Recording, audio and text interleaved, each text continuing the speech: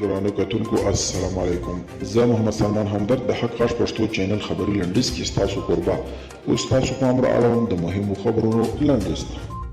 د قطر امیر د امیر مرستیال او د قطر لومړی وزیر په قطر کې د افغانستان سفیر عبدالحکیم دلیلي په مړینه د افغانستان ولسمشر ته د تسلیت مراتب استولي او هغوی په دې مړینه خواشیني څرګنده کړې ده.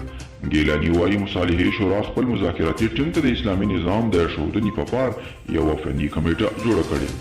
لاس انجلیس ټایمز ورځپاڼې ویلي ټرمپ حق درلود چې له افغانستان خپل سرتیري وباسي او بایډن ته هم پکار دی چې د هغه دنده پای ته ورسوي. د اورشلیم پوسټ په نامه اسرائیلي ورځپاڼې ویلي چې سعودي به د 2021 میلادي کال تر پایه له دغه هیواد سره اړیکې عادي کړي. ورځپاڼې د اسرائیل د یو لوړپوړي چارواکي له قوله ویلي دوی تمه لري سعودي سره د راتلونکي کال تر پایه اړیکې عادي شي.